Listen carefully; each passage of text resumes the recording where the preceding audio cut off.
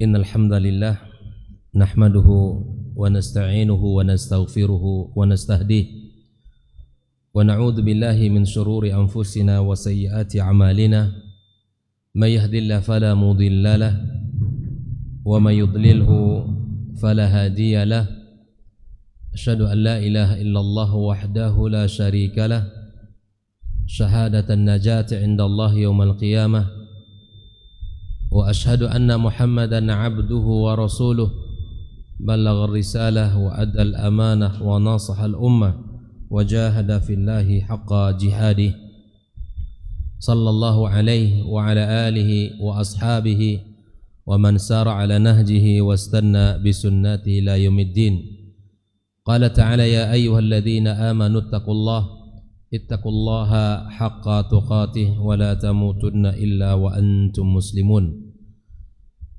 Amma ba'd, fa inna asdaqal hadithi kitabullah wa khairul huda Muhammadin sallallahu alaihi wasallam wa syarrul umuri muhdatsatuha wa kullu muhdatsatin bid'ah wa kullu bid'atin dhalalah wa kullu dhalalatin finnar.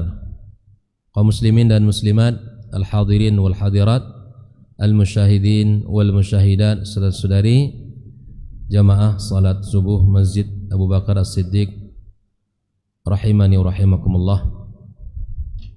Bersyukur kepada Allah Subhanahu wa taala atas izinnya kita bisa duduk dalam majelis yang mulia ini,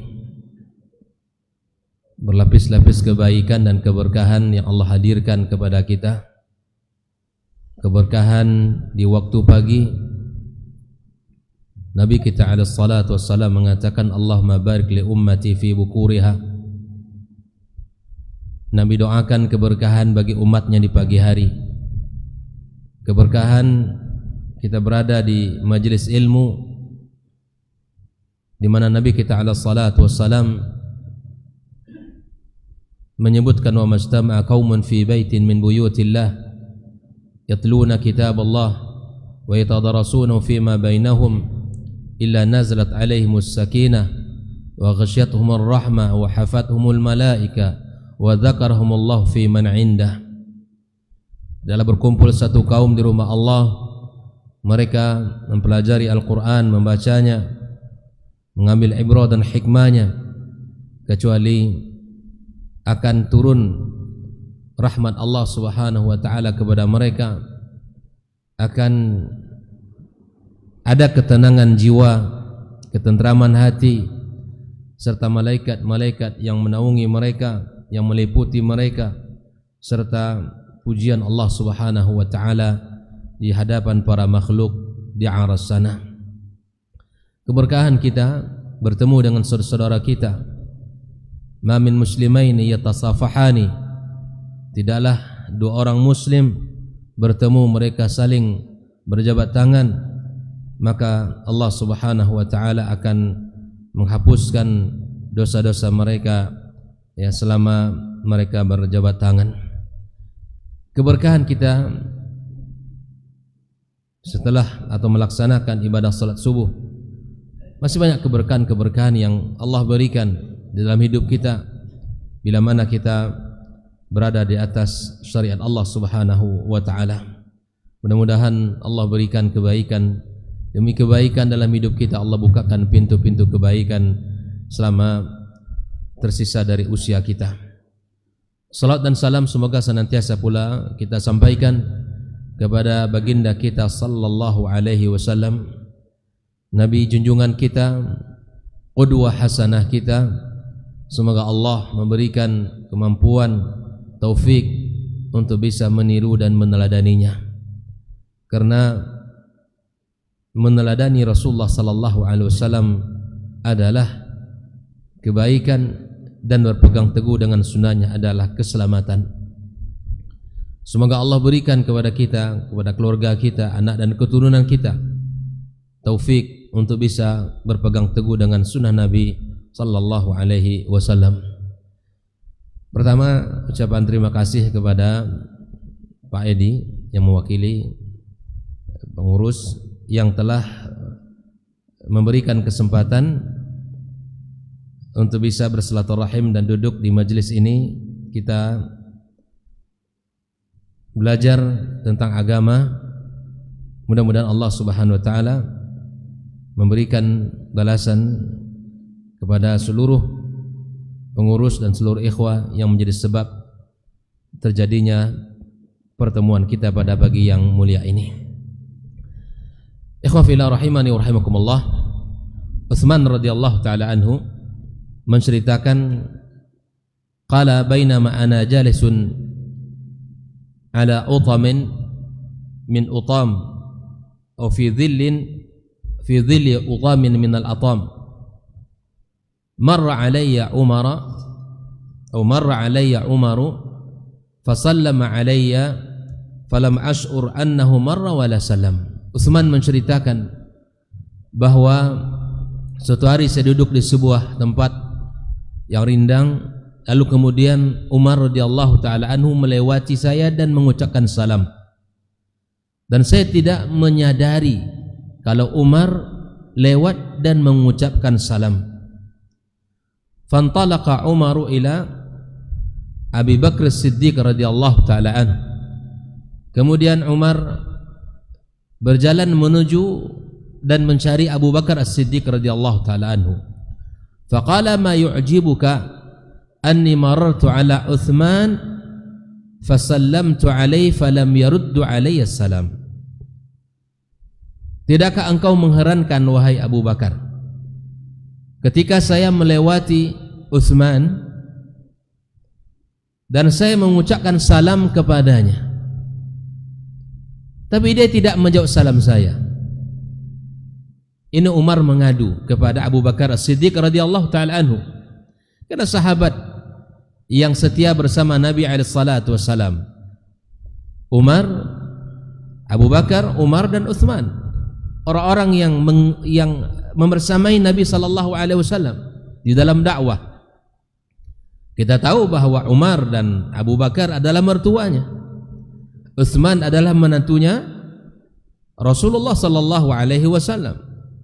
Akhlaknya mulia, memiliki semangat dakwah yang tinggi, berkorban harta dan bahkan jiwa untuk agama Allah Subhanahu wa taala. Suasana tadi sangat mengusik perasaan apa? Perasaan Umar radhiyallahu taala anhu, sehingga dia datang kepada Abu Bakar. Lihat bagaimana Abu Bakar As-Siddiq radhiyallahu taala anhu menanggapi informasi yang datang dari Umar radhiyallahu taala anhu. Kemudian Abu Bakar mengajak Umar untuk menemui Utsman langsung untuk melakukan tabayyun, apa yang seharusnya, apa yang terjadi dengannya. Faqala ja'ani akhuka Umar fadzakara annahu marra 'alaika fasallam falam taruddu 'alaihi assalam fama alladhi hamalaka 'ala hadha. Wahai Utsman, kata Abu Bakar, saudaramu Umar mendatangi saya menceritakan bahwa dia melewati kamu kemudian mengucapkan salam, tapi kamu tidak jawab salamnya. Apa yang membuat kamu melakukan hal itu? Maka kemudian Utsman radhiyallahu taala anhu mengatakan, faqultu wallahi ma sya'artu annahu aw annaka mararta bi wala sallamta alayya. Demi Allah, kata Utsman, saya tidak menyadari kalau kamu melewati saya dan kamu mengucapkan salam. Utsman enggak sadar.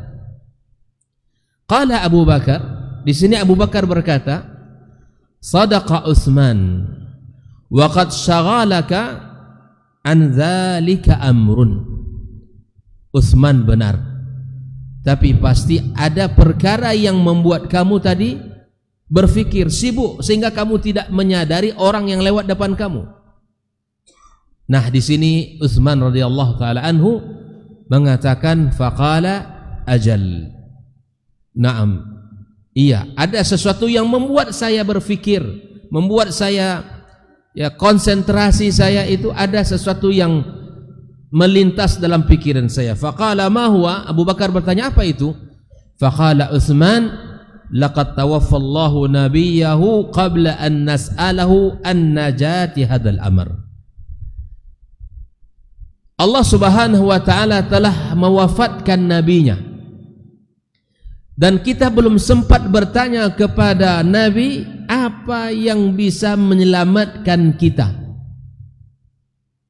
Bayangkan itu khafillah rahimani rahimullah, dia berfikir tentang sesuatu jalan keselamatan. Bagaimana kita bisa selamat dunia akhirat? Bagaimana bisa hidup di dunia ini, bisa berada di atas aturan Allah Subhanahu wa taala dan selamat? Maka Abu Bakar radhiyallahu taala anhu menjawab, faqad sa'altu an dzalika, aku telah bertanya tentang itu. Ikhwafillah. Lalu Utsman, faqumtu ilaihi faqultu lahu an bi abi anta wa ummi anta ahaqqu biha. Lalu Utsman menghadap, langsung berdiri, bertanya langsung kepada Abu Bakar, engkau memang berhak untuk bertanya tentang itu. Faqal, maka kemudian Abu Bakar Siddiq menceritakan, faqala Rasulullah sallallahu alaihi wasallam, man qabila minnil kalimata allati aradtu ala ammi faraddaha alayya fahiya lahu najah. Jalan keselamatan itu adalah orang-orang yang mengikuti kalimat yang saya tawarkan kepada pamanku. Barang siapa yang mengamalkannya, maka dia akan selamat. Barang siapa yang menerimanya dan kemudian mengamalkannya, memahaminya dan mengamalkan, maka dia akan selamat. Ikhwafillah, dari kisah mereka sahabat as-salafus salih ini ada beberapa pelajaran yang bisa kita ambil. Yang pertama, yang ingin saya sampaikan bahwa di dalam hidup ini barangkali sering kita salah faham, atau sering kali terjadi di dalam hidup kita informasi tidak seutuhnya kita dapatkan. Bila mana hal ini terjadi, maka hak seorang muslim untuk mendapatkan tabayyun dari saudaranya, agar tidak terjadi suudzon, agar tidak terjadi prasangka-prasangka buruk kepadanya, sehingga kita selamat dunia akhirat.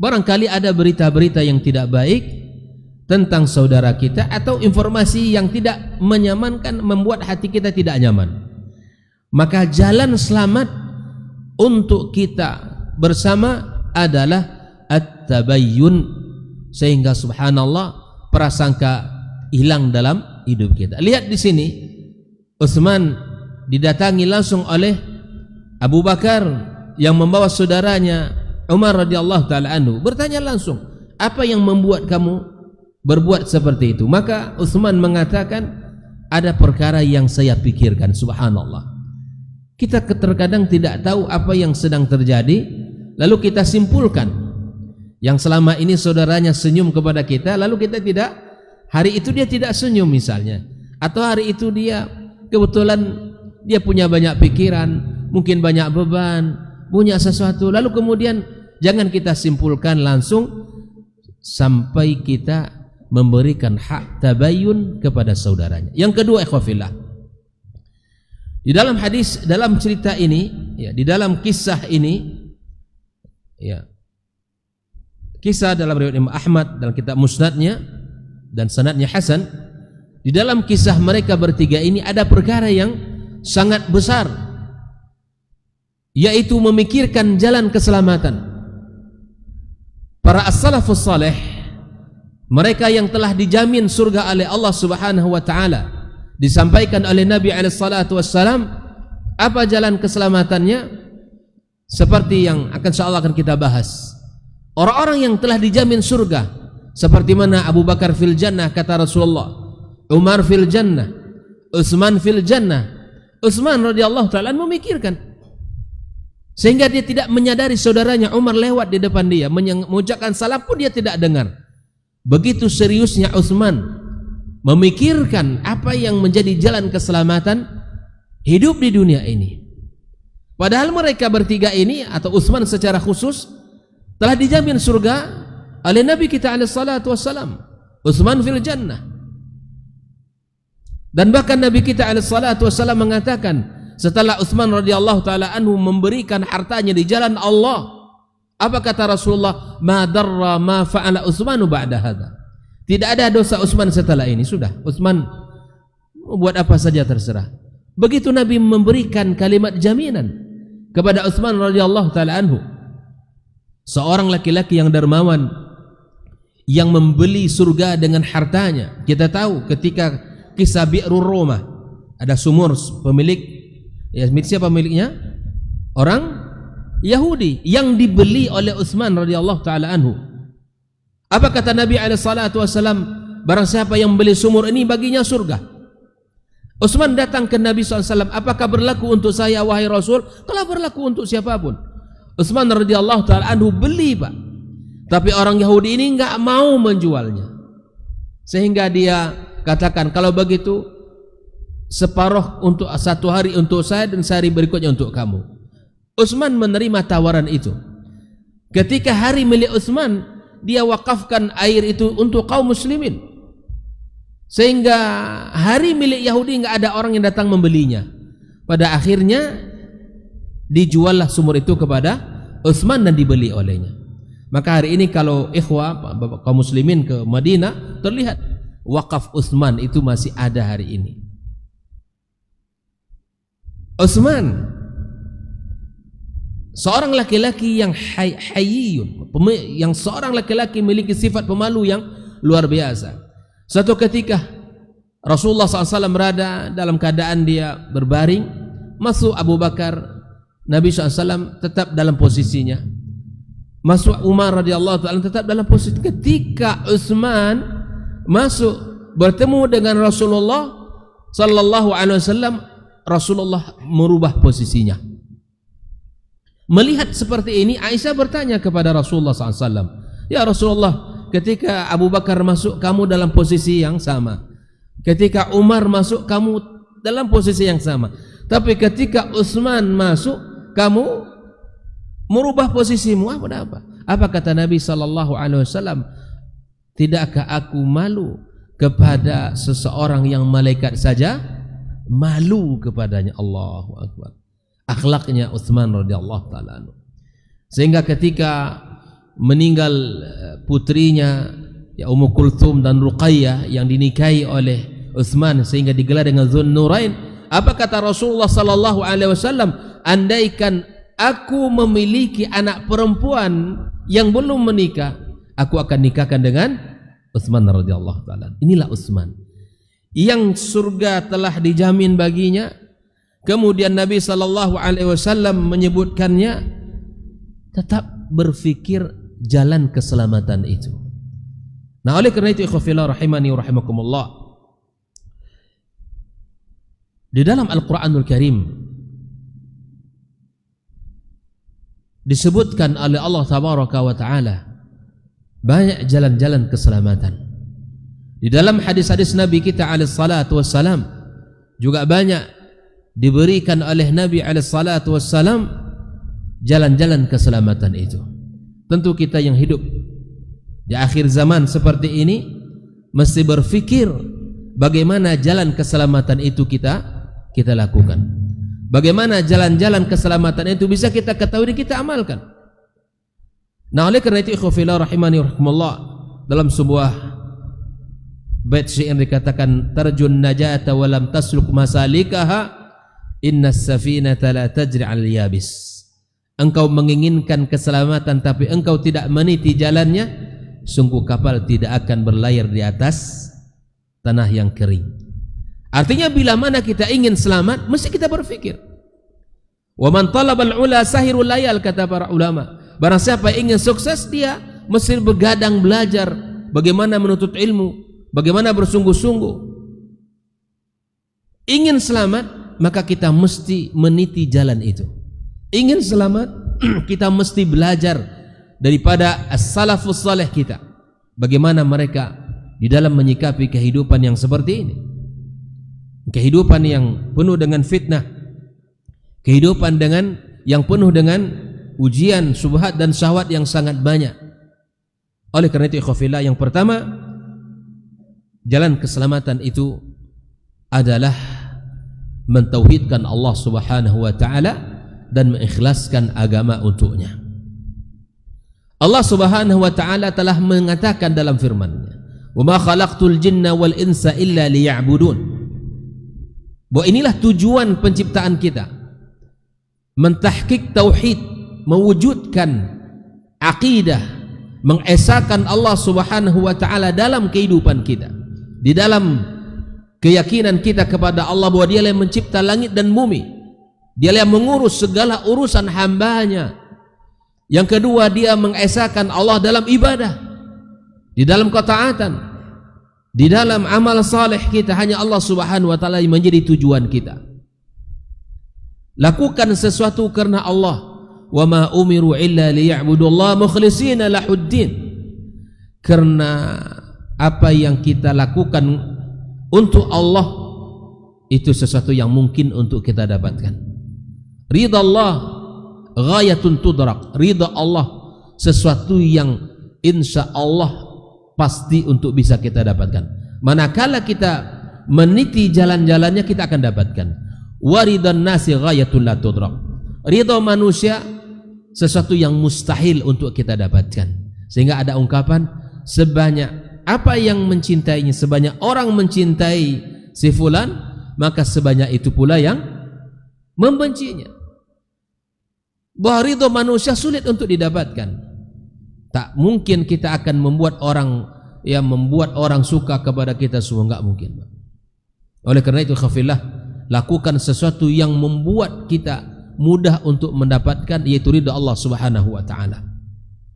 Maka oleh karena itu khafillah rahimani rahimakumullah, orang-orang yang mentauhidkan Allah akan selamat dunia dan akhirat. Orang-orang yang mengesahkan Allah tabaraka wa taala selamat di dunia dan selamat di akhir, dan itulah tujuan kita. Oleh karena itu para anbiya, para rasul, tidak ada dakwah yang mereka sampaikan melainkan dakwah tauhid. Dan tidak ada kalimat yang pertama kali yang didengarkan oleh kaum mereka kecuali ajakan tauhid, kecuali dakwah tauhid, mengajak mereka untuk mengesahkan Allah dalam ibadah. Makanya itu orang-orang beriman, bila mana tauhidnya benar, insya Allah selamat. Bila mana akidahnya kokoh di atas aqidatus salafus salih, maka dia akan selamat. Alhamdulillah, dengan izin Allah kita merasakan ketika kita berada di atas aqidah yang sahihah, kita merasa bahwa hidup kita tidak ada yang perlu kita risaukan, karena tidak ada yang sesuatu yang terjadi dalam hidup kita kecuali atas izin Allah Azza wa Jalla. Dan tidak ada yang manfaat apapun yang kita dapatkan kecuali itu atas izin Allah tabaraka wa taala. Lihatlah ketika Rasulullah sallallahu alaihi wasallam menyampaikan nasihat kepada Abdullah Ibnu Abbas radhiyallahu taala anhu, ketika di atas kendaraan dia mengatakan, ihfazillah yahfazka, ihfazillah tajidhu tujahak. Lihat, ini adalah nilai-nilai tauhid yang diajarkan oleh Nabi alaihi salatu wasallam. Jagalah Allah, Allah akan menjagamu. Jagalah Allah, Allah engkau dapatkan di hadapanmu. Ini kalimat indah ikhwafillah, penanaman tauhid sejak dini, agar anak-anak kita berada di atas akidah yang benar, di atas keyakinan yang sahih. Wa idza sa'alta fas'alillah, jika engkau minta sama Allah. Wa idza sta'anta fasta'in billah, kalau minta tolong sama Allah. Ini nilai-nilai tauhid yang mesti kita ajarkan kepada putra-putri kita. Kita yang menyampaikan, nak minta sama Allah, nak minta tolong sama Allah. Ini Pak, kalimat yang luar biasa. Saya ingatkan diri saya, kita semua ajarkan kalimat ini kepada putra-putri kita. Dialog kita dengan anak-anak kita sampaikan. Karena dengan itulah akan selamat kita dunia dan akhirat. Ibnu Abbas menceritakan, dahulu ketika anak-anak di zaman Nabi SAW, hal yang pertama ditalkinkan dalam kehidupan mereka kepada anak-anak mereka, lakinu bi kalimat la ilaha illallah. Mentalkin, ajarkan, maksudnya diajarkan la ilaha illallah. Di saat anak-anak sudah mulai berucap, ya sudah mulai mengungkapkan kata-kata mereka, yang mereka ajarkan pertama kali apa? La ilaha illallah. Dan ini adalah yang mesti kita ajarkan, karena berada di atas kalimat la ilaha illallah adalah jalan keselamatan. Seperti mana sabda Nabi sallallahu alaihi wasallam yang diceritakan oleh Abu Bakar As-Siddiq, bahwa barang siapa yang menerima kalimat yang saya tawarkan kepada pamanku, maka dia akan selamat. Nabi SAW telah mengatakan kul la ilaha illallah, kata paman. Nabi mengatakan kepada pamannya kul la ilaha illallah wa hajju bihi indallah yaumal qiyamah. Katakan wahai pamanku kalimat ini. Bagaimana kalimat ini aku akan menjadi hujjah nanti di hadapan Allah atas dirimu. Akan aku bela kamu di hadapan Allah di hari kiamat dengan kalimat ini. Pada akhirnya pamannya tidak mengucapkan kalimat tersebut. Barang siapa yang menerimanya dan mengamalkannya, insyaallah dia akan selamat. Oleh karena itu para ulama menjelaskan bentuk keselamatan orang yang mengucapkan kalimat la ilaha illallah ada dua. Yang pertama, selamat masuk ke dalam surga tanpa dihisab dan tanpa diazab terlebih dahulu. Ada orang-orang di antara umat Muhammad sallallahu alaihi wasallam, mereka masuk ke dalam surga bila hisabin wala azab. Masuk ke dalam surga langsung. Yang kedua, selamat dari kekal di dalam neraka Allah. Ada di antara kaum muslimin, di antara ahlus sunnah, di antara umat Muhammad sallallahu alaihi wasallam yang mereka ini mati di dalam keadaan bermaksiat kepada Allah, meninggal dalam keadaan bermaksiat, maka Allah akan bersihkan dosa-dosanya.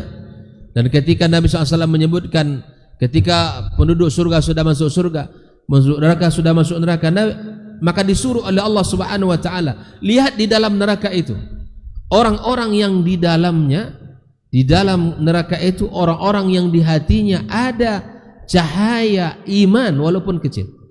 Secercah iman ada di hatinya, angkat, masukkan, keluarkan dia dalam neraka dan masukkan ke dalam surga. Inilah manfaat orang-orang yang mengatakan kalimat la ilaha illallah.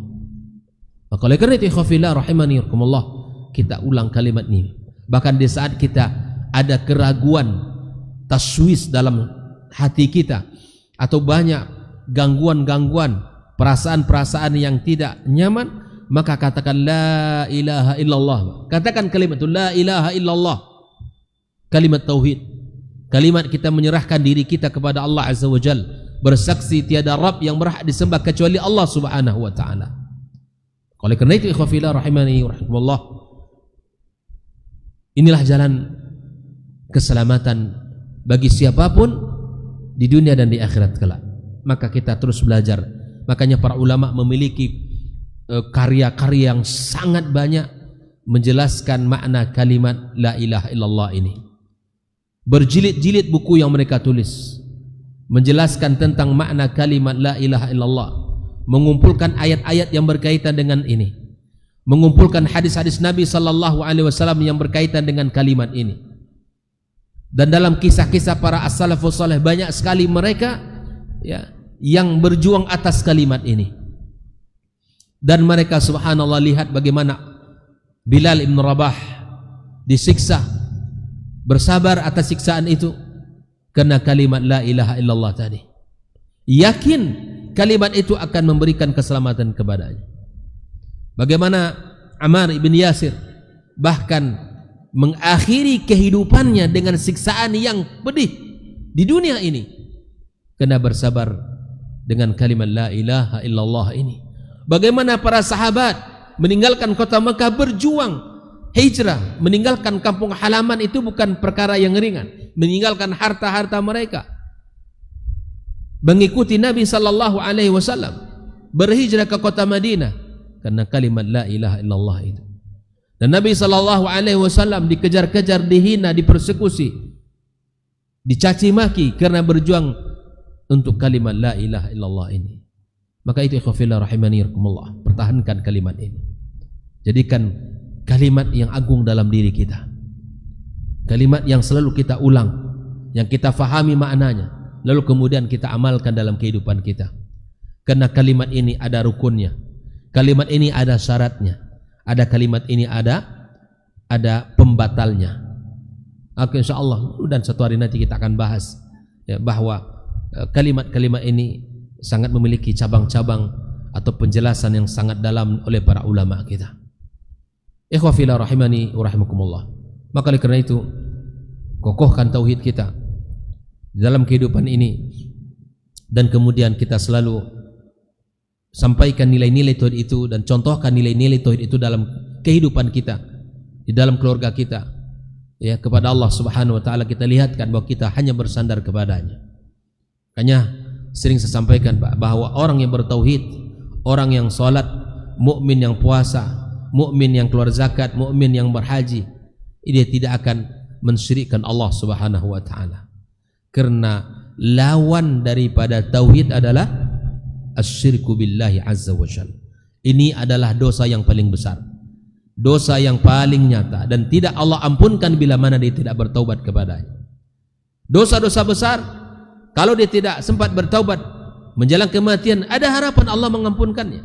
Tapi dosa syirik kepada Allah, bila mana dia tidak bertaubat kepada Allah sebelum meninggal dunia, Allah tidak akan ampunkan, bahkan kekal di dalam neraka.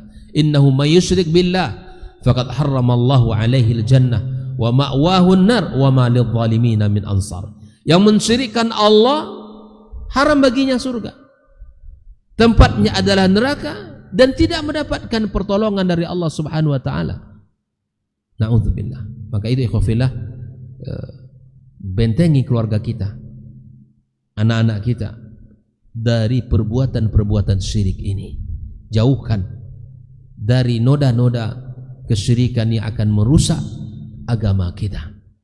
Yang kedua ikhwafillah, kalau ingin selamat, maka at-tamassuk bi sunnatin Nabi sallallahu alaihi wasallam. Berpegang teguh dengan sunnah Nabi sallallahu alaihi wasallam. As-sunnah, kata Imam Malik, sunnah Nabi alaihi salatu wasallam kasafinati Nuhin, ibarat kapal Nabi Nuh alaihi salam. Man raqibaha faqad najah, yang naik ke dalam kapal Nabi Nuh selamat. Wa man takhallafa anha ghariq, yang tidak naik tenggelam. Sunnah itu kalau dia pakai dalam hidupnya, kalau dia amalkan, insya Allah dia akan selamat. Tetapi bila mana dia meninggalkan sunnah-sunnah Rasulullah sallallahu alaihi wasallam, maka dia akan binasa. Al-Imam Az-Zuhri mengatakan, al-i'tisamu bisunnati najah. Seorang ulama hadis, berpegang teguh dengan sunnah Nabi, an-najah, keselamatan. Maka itu ikhwafillah, bila mana Allah telah berikan kepada kita kenikmatan ini, memahami sunnah dan berpegang teguh kepada sunnah Nabi SAW, maka syukuri nikmat yang luar biasa ini. Umar bin Abdul Aziz menulis satu wasiat kepada seorang laki-laki, alaika biluzumis sunnah, hendaklah engkau berpegang teguh, ya, iltizam dengan sunnah Rasulullah sallallahu alaihi wasallam, fa inna laka biidznillah usmah. Karena bila mana engkau berpegang teguh, ya, dengan sunnah Nabi, engkau akan dijaga, engkau akan dijaga Allah Subhanahu wa taala. Oleh karena itu khafillah, ya, nasihati li wa lakum jami'an, adalah kita at-tamassuk bi sunnatin Nabi sallallahu alaihi wasallam wa sunnatil khulafa ar-rasyidin al-mahdiyyin min ba'di. Nabi sallallahu alaihi wasallam mengatakan, alaikum bi sunnati wa sunnatil khulafa ar-rasyidin al-mahdiyyin min ba'di. Tamassaku biha addu 'alaiha bin nawajis. Hendaklah kalian berpegang teguh dengan sunnahku, kata Rasulullah, dan sunnah para khulafa ar-rasyidin. Di sini ada peran, ada pemahaman penting di sini. Karena masih ada orang hari ini mengatakan apa yang dibuat oleh Abu Bakar, apa yang dibuat oleh Umar dan Utsman, misalnya dengan jam'ul Quran, ya, yang dilakukan oleh Utsman mengumpulkan Al-Quran, atau misalnya dilakukan oleh Umar ketika mengumpulkan orang dalam salat tarawih, dan apa yang dilakukan oleh Abu Bakar di masanya memulai untuk mengumpulkan. Banyak orang yang mengatakan itu adalah perbuatan yang tidak ada, ya, yang itu perbuatan yang dilakukan oleh mereka, dan sehingga lahirlah dari kaidah itu bid'ah hasanah. Na'udzubillah. Salah paham dalam bab ini mereka. Di sini ikhwah fillah rahimanikumullah, Nabi telah berpesan apa yang dilakukan oleh mereka itu akar masalahnya, dalilnya ada. Dan apa yang dilakukan oleh mereka adalah diikrarkan Nabi alaihissalatu wassalam. Ya. Maka oleh karena itu ikhwah fillah, dan yang dilakukan oleh mereka adalah sunnah dari sunnah Nabi sallallahu alaihi wasallam, dan Nabi telah menyuruh kita untuk berpegang teguh dengan sunnah mereka. Addu 'alaiha bin nawajis, gigi dengan gigi geraham. Begitulah, ya, cara Nabi mengajarkan kita untuk berpegang teguh, jangan ditinggalkan. Jangan ditinggalkan kapanpun dan dimanapun. Makanya kata para ulama, jangan kalian merasa asing, atau jangan kalian merasa bahwa hidup di tengah-tengah orang yang seperti hari ini dengan sedikitnya orang yang berpegang teguh dengan sunnah. Hendak, tapi tetaplah, ya, berpegang teguh dengan sunnah Nabi. Bila mana itu ada dalilnya, maka amalkan dan istiqamah di atasnya. Karena jangan kita menyebut diri kita ahlus sunnah tapi kita tidak mengamalkan sunnahnya. Ahlus sunnah disebut ahlus sunnah dikarenakan mereka mencintai sunnah Nabi sallallahu alaihi wasallam dan mengamalkannya. Makanya kata ahlus syair mengatakan, "Lau kana hubbuka sadiqan la ata'tahu." Andaikan cinta kamu benar, jujur, engkau akan mentaatinya. Fa innal muhibba liman yuhibbu muti'. Sesungguhnya orang yang mencintai terhadap orang yang dicintai pastilah taat. Bila benar cintanya kepada Rasulullah sallallahu alaihi wasallam, pasti dia akan mentaatinya dan mengikutinya. Nah, fa innal muhibba, orang yang mencintai terhadap yang dicintai pastilah taat. Itu kaidah yang mesti kita pahami. Bila benar-benar cinta kita kepada Rasulullah SAW, atau bila mana cinta kita benar tulus kepada Rasul, la ata'tah, pasti kita akan taat kepada Nabi alaihi salatu wassalam. Karena mentaati Nabi alaihi salatu wassalam adalah jalan untuk mendapatkan cinta Allah Subhanahu wa taala. Qul in kuntum tuhibbunallaha fattabi'uni yuhibbukumullah. Jalan untuk mendapatkan cinta Allah adalah dengan cara kita mencintai Nabi alaihi salatu wassalam. Maka berbahagialah bila mana kita sudah merasakan nikmatus sunnah wa hidayatus sunnah ini, maka pegang terus dan amalkan dalam kehidupan kita sehingga kita selamat di dunia dan di akhirat kelak. Allah taala alam. Sungguh sangat banyak jalan-jalan keselamatan itu, tapi tentu tidak mungkin kita akan jelaskan seluruhnya. Paling tidak ada 2 poin ini. Yang pertama, dari apa yang kita sampaikan tadi, selalulah kita berfikir jalan keselamatan itu karena orang-orang generasi awal saja yang telah dia berjamin surga oleh Allah tetap memikirkan jalan selamat. Yang kedua, belajarlah dari semangat para as-salafus salih, para sahabatul kiram yang selalu meniti jalan yang diridhoi oleh Allah Subhanahu wa taala. Yang ketiga, berikan hak saudara kita untuk tabayyun di dalam setiap perkara yang barangkali mengusik hati kita, sehingga tidak ada berburuk sangka, tidak ada praduga atau dugaan yang tidak benar kepada saudara kita. Datangi dan tabayyunkan, sehingga kita tidak mendengar informasi dari orang kedua, ketiga atau keempat. Kita pengen dapat langsung berita itu kepada saudara kita yang sedang dilanda masalah. Karena sering, dan ini fitnah di tengah-tengah kehidupan kaum muslimin hari ini, mobil khusus barangkali di tengah, ya, semangat-semangatnya kita belajar agama ini, ya, maka lakukan hak, berikan hak saudaranya dengan mentabayunkan segala sesuatu yang barangkali kita dengar tentangnya, sehingga kita tidak membawa prasangka buruk, ya, dalam hidup kita terhadap saudara-saudara kita. Kemudian jalan keselamatan itu yang pertama adalah mentauhidkan Allah Subhanahu wa taala dan mengikhlaskan seluruh ibadah kita kepadanya. Karena Allah ridhonya sesuatu yang mungkin untuk kita dapatkan, dan ridho manusia sesuatu yang mustahil untuk kita dapatkan. Kemudian yang kedua adalah berpegang teguhlah dengan sunnah Nabi sallallahu alaihi wasallam, karena sunnah Nabi itu sebagaimana telah dijelaskan adalah an-najah, keselamatan.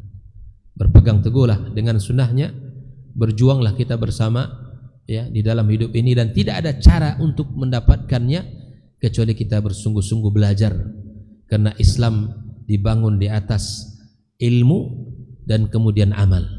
Sehingga Imam Al-Bukhari menulis satu bab di dalam kitab sahihnya, babul ilmi qabla al-qawli wal amal. Inilah yang mesti kita kedepankan di dalam agama ini, berilmu sebelum kita berucap dan sebelum kita berbuat.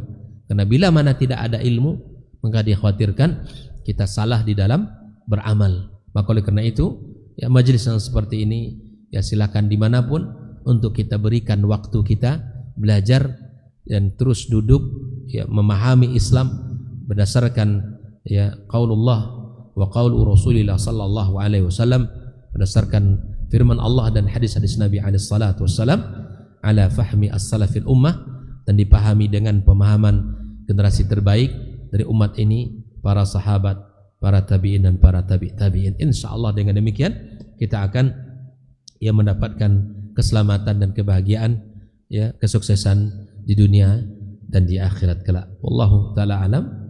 Terima kasih atas perhatiannya. Mudah-mudahan Allah berikan keberkahan dalam majelis kita ini, dan Allah berikan kebaikan untuk kita bersama di dunia dan di akhirat kelak. Terima kasih. Wassallallahu wasallam ala nabiyyina wa habibina Muhammadin wa ala alihi wa sahbihi ajma'in. Atau ada pertanyaan? Fadhal. Assalamualaikum warahmatullahi wabarakatuh.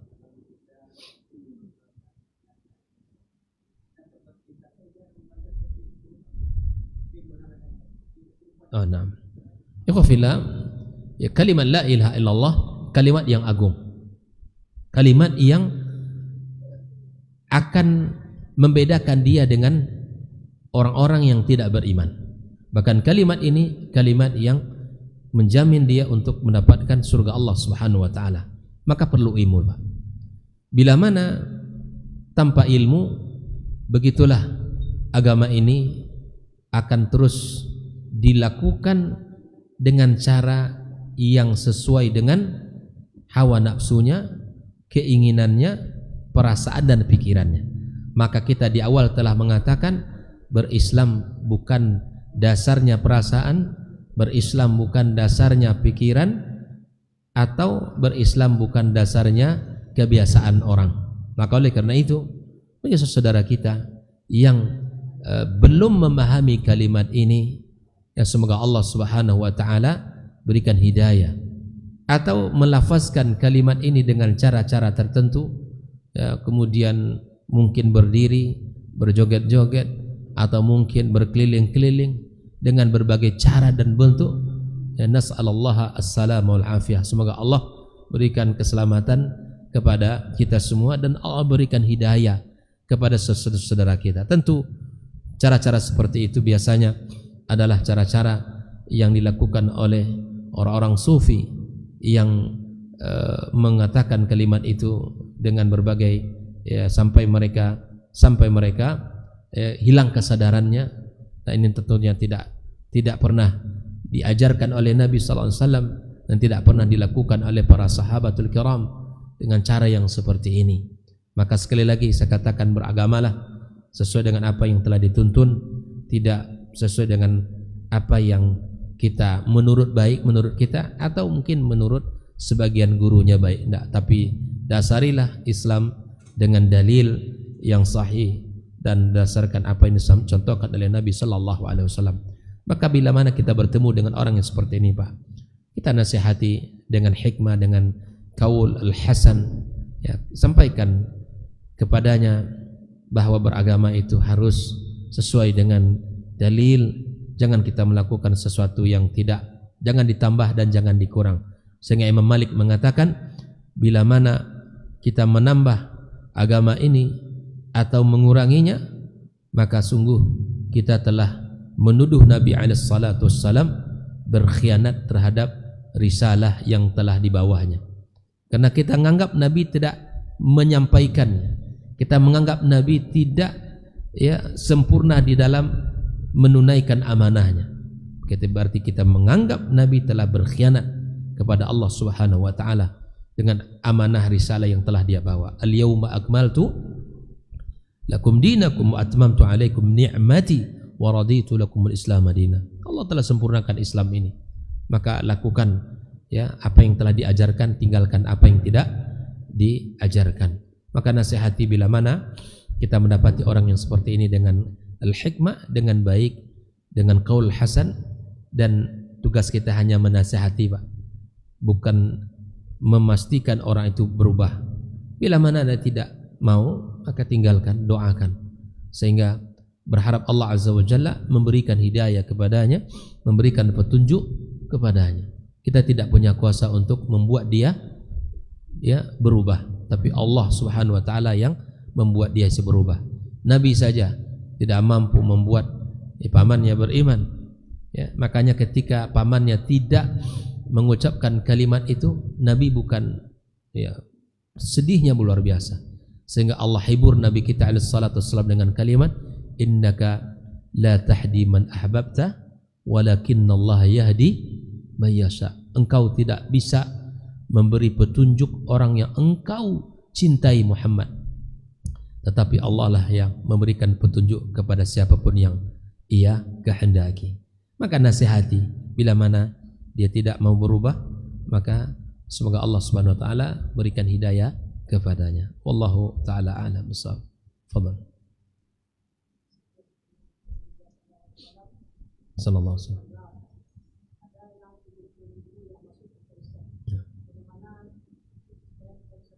Nah, Nabi SAW menyebutkan 70.000 dari umatnya masuk surga tanpa ada hisab.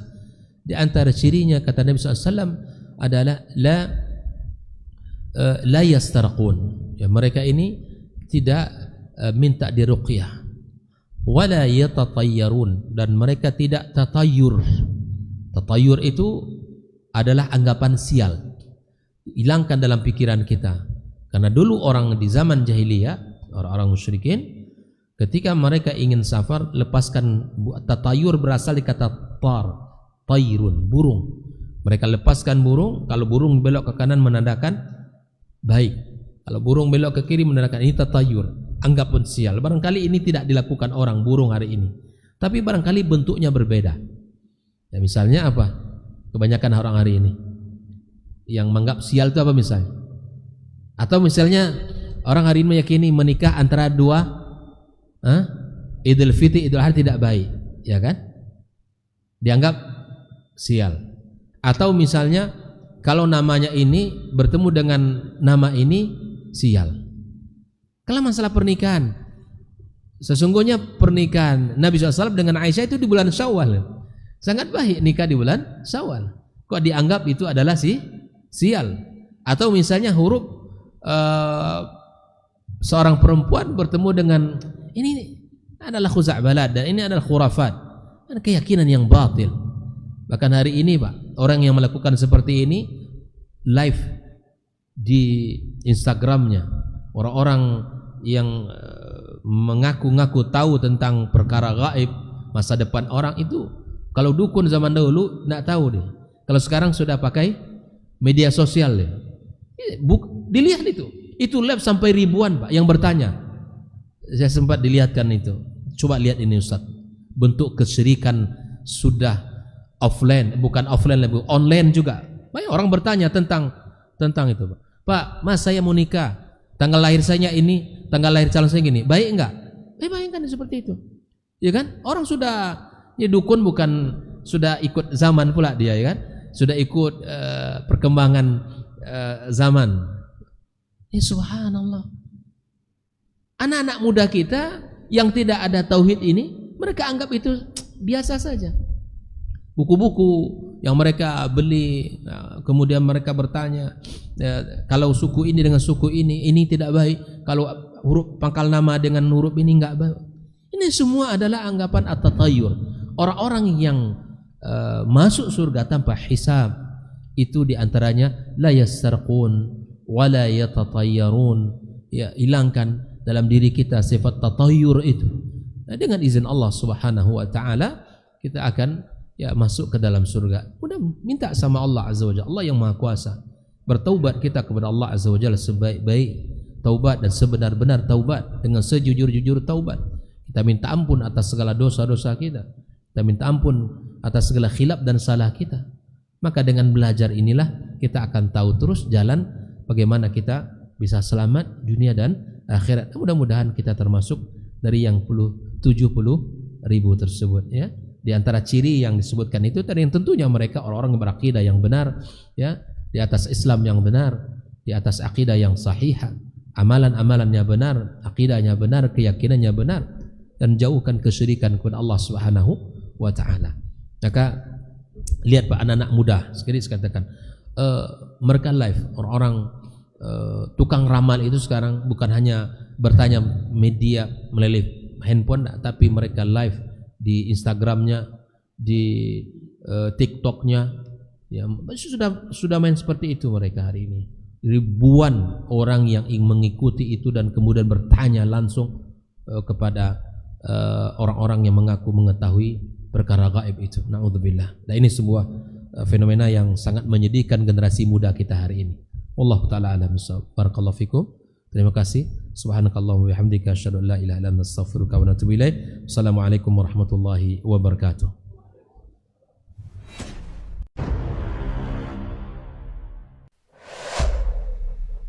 Dunia dan seisinya ini bagi Allah tak sama nilainya dengan sebelah sayap lalat. Barang siapa yang beramal untuk akhiratnya, Allah akan cukupkan baginya urusan dunianya. Sayati zamanun 'alan nasi as-sabiru fihim qalqabit al-jamarah. Akan ada satu masa di akhir zaman yang berpegang teguh dengan agamanya seperti orang yang sedang memegang bara